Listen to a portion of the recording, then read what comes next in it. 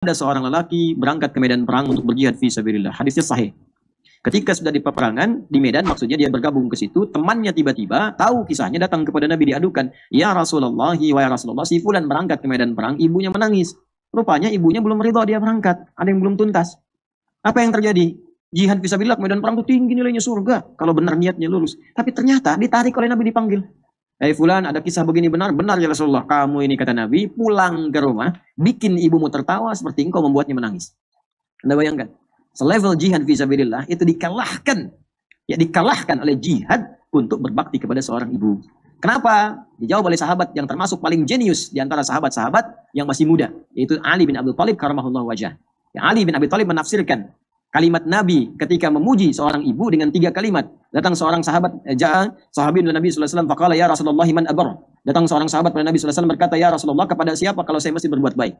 Faqala, kata Nabi, dia berkata, "Ummak," ibumu. Ya, thumma man, lalu siapa lagi? Qala ummak, ibumu. Thumma man, pada siapa lagi? Ummak, ibumu, sampai 3 kali. Thumma man, siapa lagi? Thumma abak. Ya, keempat, bapakmu. Disebutkan berapa di situ? Ibu 3 kali. Bapak sekali. Ya, berapa Bu? Ibu berapa kali? 3 kali. Bapak berapa? Sekali. Nah, cuma bagaimana memahami hadis ini? Jangan salah paham. Tidak bisa dengan terjemah aja langsung disimpulkan. Seorang anak di sekolah madrasah belajar hadis ini.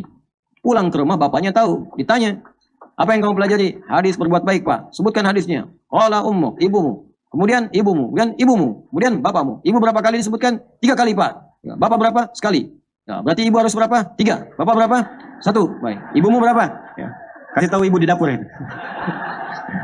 Angkatlah anak itu ke dapur dengan misi menyampaikan ibu mesti 3, ayah 1. Wah, begitu ibu sedang dilihat, dia sedang mengiris wortel, ya kan? Lalu apa yang terjadi? Nanti kita lanjutkan kisahnya di lain waktu. Nah, ditafsirkan oleh sahabat Ali bin Abi Thalib cara memahaminya karena ibu pernah berjihad untuk anak 3 kali yang tidak pernah dilakukan oleh bapak. 3 ini yang menjadikan jihad ibu istimewa sampai mengalahkan jihad anak yang baru sekali ke medan perang. Jadi bayangkan jihadnya 3 kali, apa saja itu? Fi dzulumatin thalas, 3-tiganya gelap, sulit.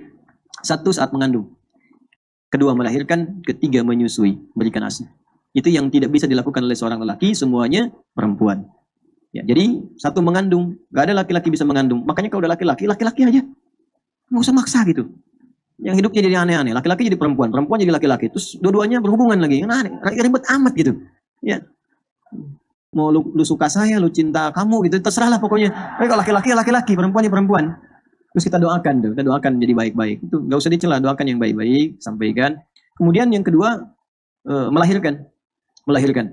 Yang ketiga, menyusui, memberikan ASI. Karena 3 ini istimewa, maka ibu berjihad. Makanya Bu, kalau ada 3 ini dilalui, itu jihad tinggi Bu. Kalau wafat syahid. Perempuan yang sedang mengandung kemudian meninggal syahid. Syahid. Kalau mengandungnya diniatkan karena Allah. Makanya kalau seorang ibu mengandung karena Allah, mohon izin saya buka, kalau ibu mengandung karena Allah, diniatkan ibadah maksudnya, maka ibu akan menjaga kandungan dengan baik. Makanya dalam Al-Quran ada ayat-ayat bimbingan bagi perempuan yang tengah mengandung. Ada doa, Quran surah ke-7 ayat 189. Ada nazar kebaikan, Quran surah ke-3 ayat 35. Itu yang dilakukan Hannah ketika mengandung Maryam. Ya, cek kandungan untuk mencari makanan sehat. Ada isyaratnya di Quran. Lihat pergerakan janinnya, ini akan begini. Buktikan, silakan kalau ingin tahu kekuasaan Allah. Cek USG.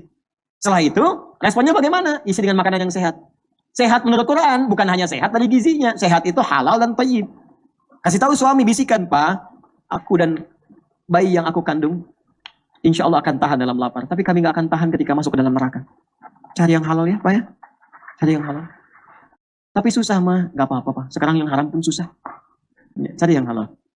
Lebih baik kita hidup dalam keadaan yang halal, mendapat berkah, daripada diwafatkan ketika menyentuh yang haram. Bisikan, kirimkan WA. "Aku mencintaimu Pak, dalam suka dan duka." Masuk WA dibuka. Masya Allah. Berangkat. Senyum aja. Terus tapi ibu dapat balasan. Masya Allah. Tumben.